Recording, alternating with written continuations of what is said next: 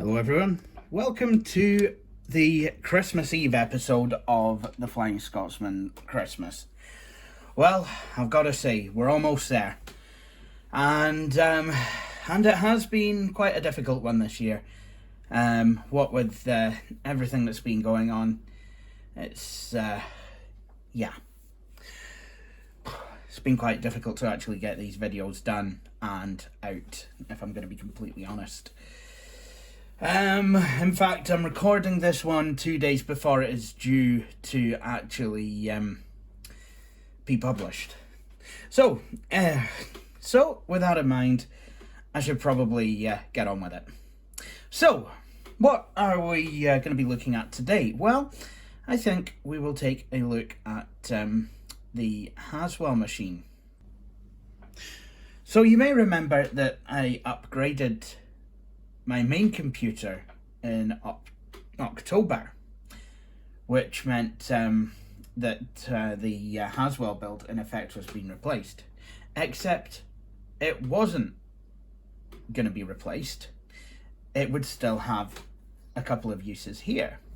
For a while I've been after a dedicated Linux box, and it was always going to be my plan, rather than just spending a lot of money on another Haswell or even an Ivy Bridge machine to put Linux on. I thought, well, these platforms are getting a bit long in the tooth. Might be an idea to start thinking about upgrading my main system, because I've obviously been looking with some great interest at AMD's new offering, the Ryzen series of CPUs, and I've heard a lot of good things about them, and I was thinking, well, I'd quite like to get in on that. So that's what I endeavoured to do. Now, the secondary use for this machine, which was the reason that I actually upgraded my main machine, was Retrofest has started to be run as a game from home session, and I have one of my colleagues come round and they will kind of help me to run that.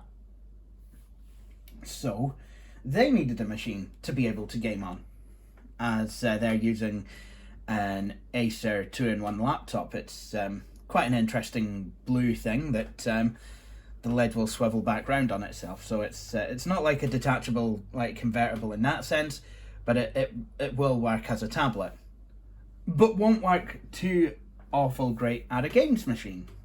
Not meant to. Wasn't ever designed for that, and it was never bought to do that. So I needed something that we could game on. So I rebuilt rebuilt my Haswell computer into the world's cheapest case. I did a video about that back in October, November, whenever it was, and I put in some SSDs. I nicked some parts from the Dell XPS that I've been using. So, for example, I nicked the power supply. I do plan to replace the power supply with a better one once I've got some money, which money at the moment is just not forthcoming. I replaced the power supply. I replaced, I nicked the power supply. I nicked the 250 gig Crucial SSD, and I had nicked the I nicked the data drive, the 2 terabyte data drive that I'd put in that system, and I had nicked the hard drive out of the HP EliteBook. Now that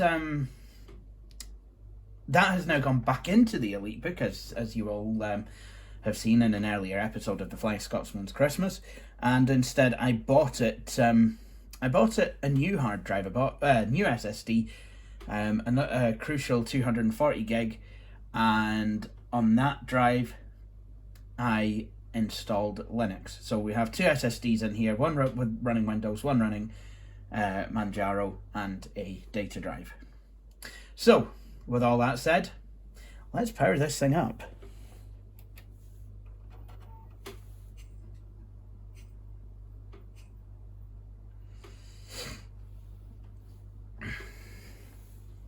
So let's see if I can get into the BIOS. I have been having some very strange issues with the BIOS on this board since I put it all in this case and what have you. I don't know if it just doesn't like the KVM, or it doesn't like it's something that it's not too keen on. But here we go. We've got the specs. It seems to be working thus far. So H97M anniversary P2.30. So it's I believe got the latest UEFI version on it. It has an Intel Core i5-4670 CPU at 3.4 GHz. So it's quad core 4 threads, 3400 MHz. 6 megs of cache, which isn't too bad. I've got 16 gigs of Crucial Ballistics 1600 MHz RAM in dual channel memory mode. And I never realised this, but XMP has been a thing since Haswell. It is switched on. Does it make an iota of difference? Does it balls? So, so there is that. Full HD UEFI, nice. Active page and entry, main page. So there's, yeah. I could change, you know, what comes up and how the BIOS looks and all that nonsense. We have speed step. We have a clock boost. So this CPU, I believe, will go up to 3.6 gigahertz. I think, if not 3.8. I think it's just 3.6 though. So yeah, we've got that. XMP 1.3 profile 1.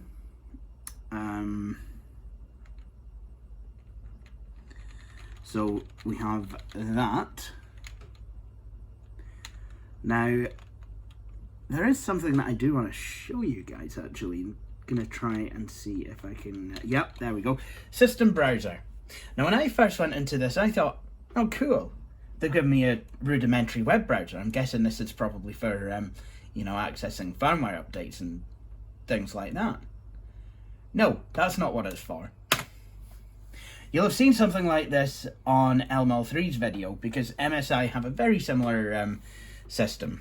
What it is you have a diagram of the motherboard, there it is, and it will tell you about what is installed in any given slot in your machine. So if I click on the PCI Express slot, for example, what we can see is there's a graphics card, ATI Technologies VGA controller. Right, yeah, so apparently I've installed the world's oldest graphics card in there.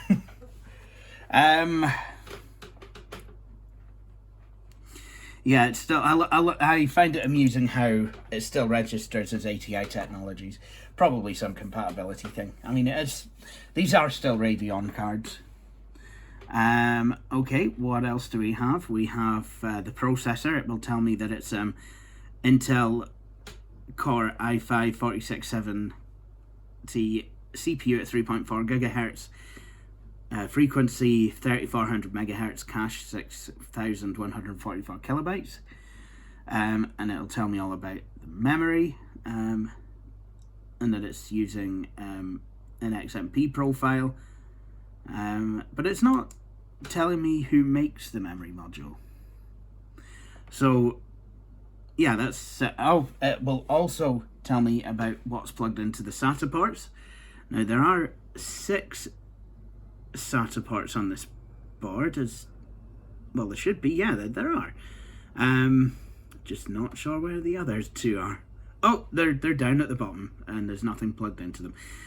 Yeah, so in one of them there's the hard drive, the data drive. It's a 2 terabyte Hitachi. We've got Crucial SSD, another Crucial SSD, and the Optiarc DVD-RW drive. And then we can have a look at the back, see what's plugged in, if anything. So we can see that a mouse is connected, as is a keyboard. We can see that there's something connected to this USB port, Microsoft Corp USB device. It's not telling me what it is. I'm guessing that's the webcam. And it's telling me that we've got line out is connected. We've got link speed 10 megabits.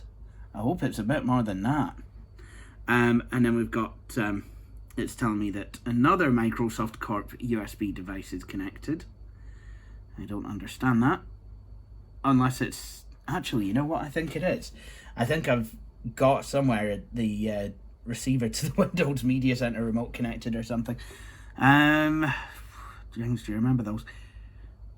And then a USB hub. Is there a USB hub connected? I don't know. Perhaps. But yeah, there we go. We've got an USB hub connected.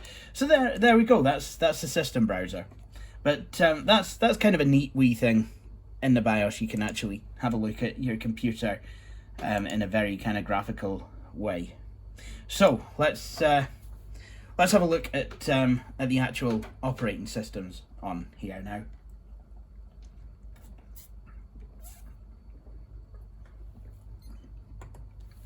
So we have a boot menu, and we can go into Windows. So there's myself, Izzy, and my friend and colleague have profiles on this machine. Here's my profile. Now, if I'm using this computer, I generally tend to not use Microsoft Windows, but it is there if I need to make use of it, and that's quite nice. So we have Microsoft Office. We've got Forza Motorsport 7. Oh wait, I've just remembered what the Microsoft device is that's connected to this machine. Ta-da! Xbox 360 controller. You know what? We're leaving that in because it's too hilarious not to. Xbox One controller.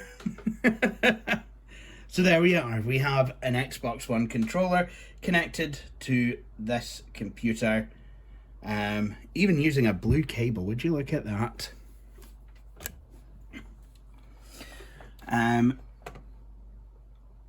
So yeah, we could play Forza, but we're not going to do that.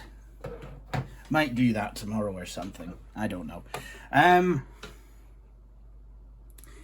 There are other games that we could play on here. So I should have access to Steam. Do I have access to Steam?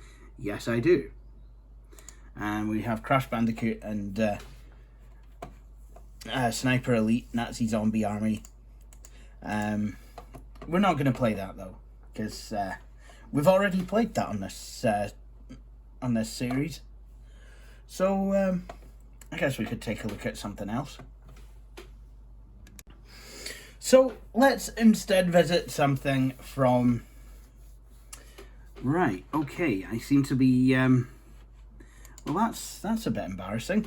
I do seem to be having issues getting some of these games to go. I don't know what is going on here, but for whatever reason, I can't get any game to go. Which I think, well, that's as good a time as any to exit out of Windows, because it's a bag of shite. So let's do that. I'm really, well, I mean, I'm not sure this is Windows' fault. I mean, I'm gonna have to do some troubleshooting. I mean, I'm gonna see if I can get this, get the graphics drivers updated and what have you as well. That might not be a bad plan. But what I'm gonna do in the meantime is we're gonna go into Manjaro. And I'm gonna type my password in and I'll be right back. So we are in Manjaro. So let's try and do what we were trying to do in Windows. Game will launch, Steam Play, that's absolutely fine. If you are wanting to know whether a particular game will play on Linux, you can use the Proton database, and we'll take a look at that. once we've seen how this one goes.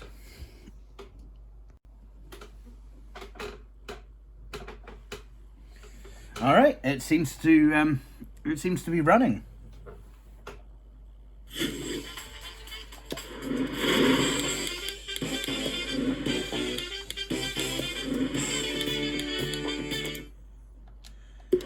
Thank you very much.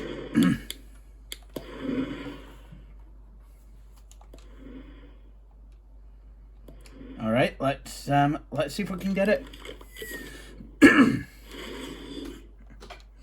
Yeah, I'll take the blue Formula One car.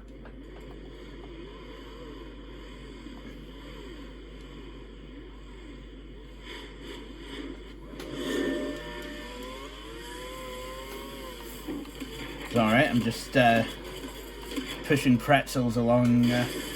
Oh dear! I seem to have.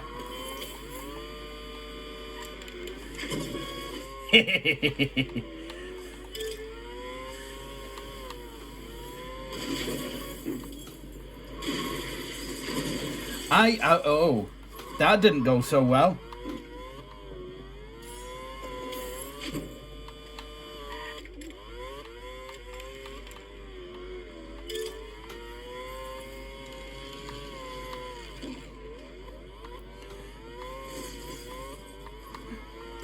I keep crashing my car into balls. That's quite painful.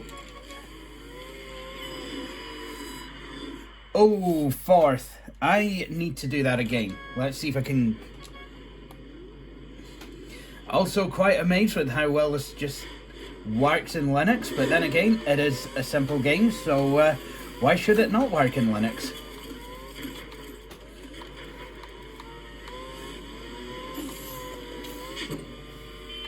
Hehe.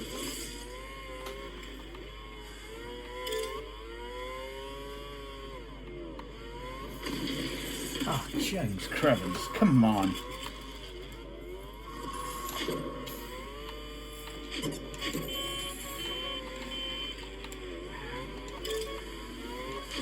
Oh, James.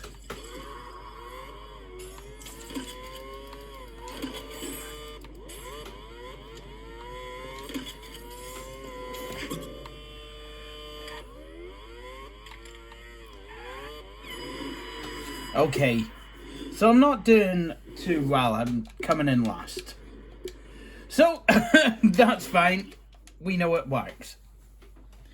Absolutely fantastic. I have also... Oh.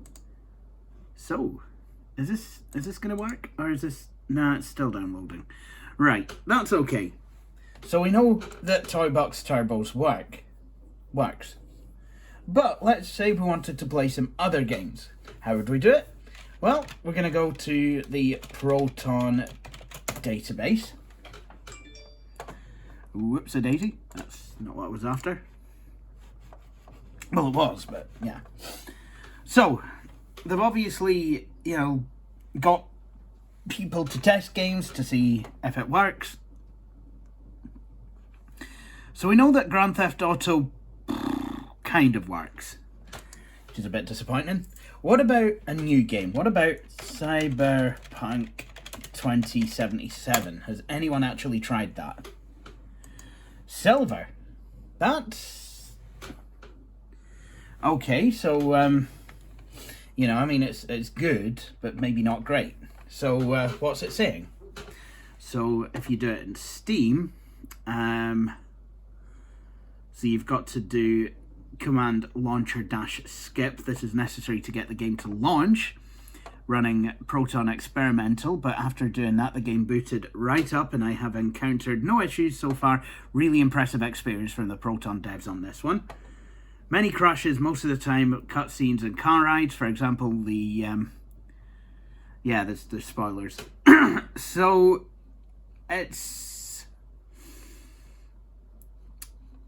mostly good, but there have been a few different experiences. So, probably not a bad idea going into it not expecting anything.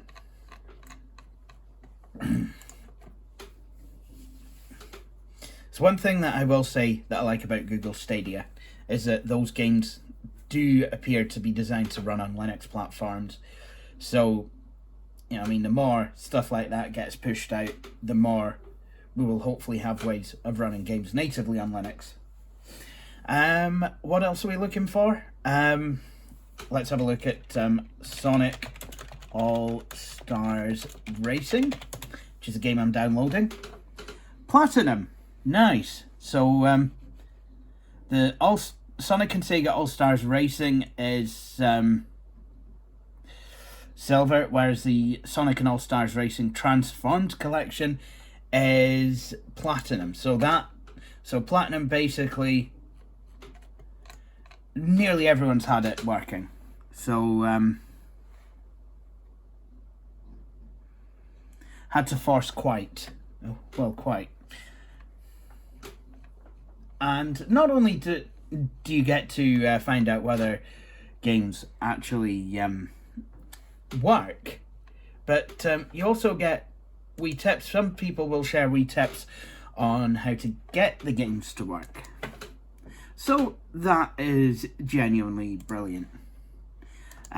What else have I managed to get up and running on this machine? Because we did cover a wee bit of Linux on...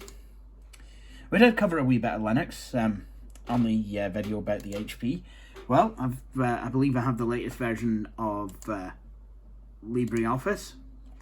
I think on this computer as well. I have installed Zoom. I mean, that there is a native version of that. Not signed in or anything though, but it's there should I need it. Google Chrome, all working. Mumble, Telegram, Thunderbird, and Discord. So all kind of my chatting apps, which looks like we're going to need them for quite a while longer, unfortunately. It's a shame. But let's have a look at another game that I've just remembered is actually on here. So let's see if we can play this. Bit of Portal.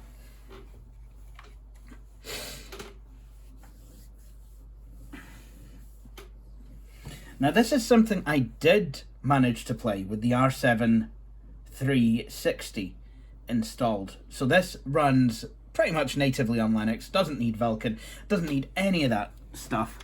It just runs. Okay, so I think I have oh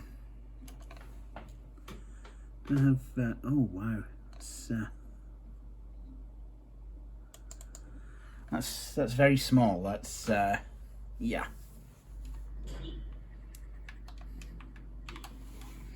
What am I doing with the controller? So yeah, I think I have tried this one.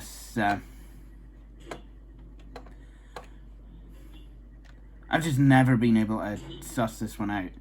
Obviously, I can move into there, but I don't think the I don't think I can get companion cubes to do so. And I think there are issues with the portals. Right, so this one is quite a doozy of a puzzle. So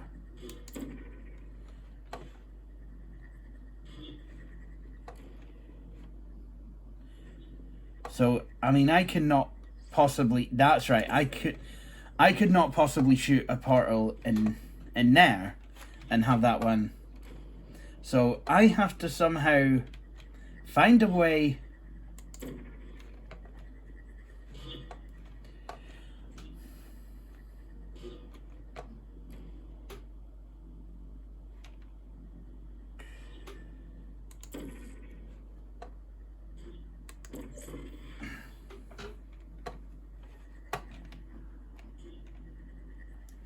So I've got that to work.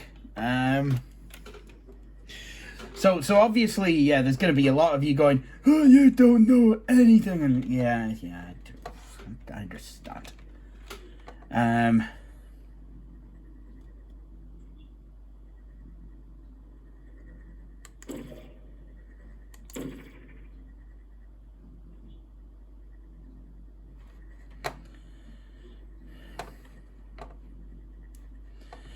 Actually, I have to wonder.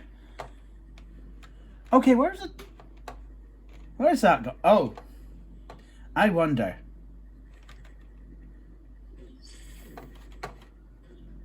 There we go.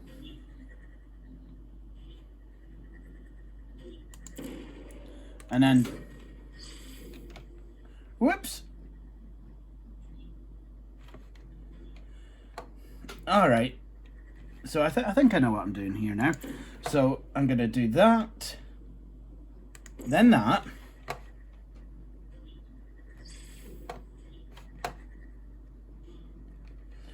Nope.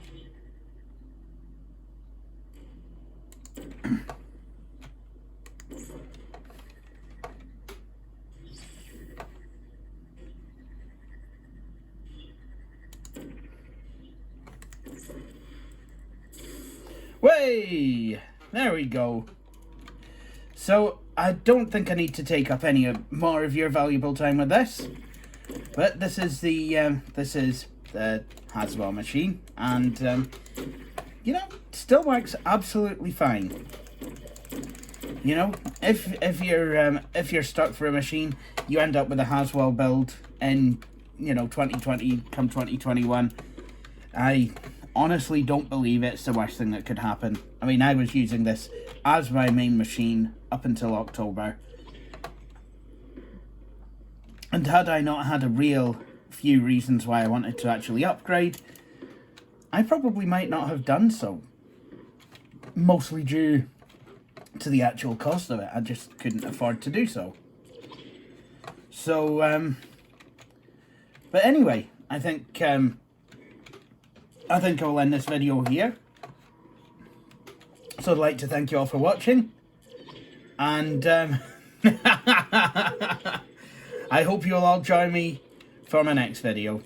Cheery bye. Yay, science games.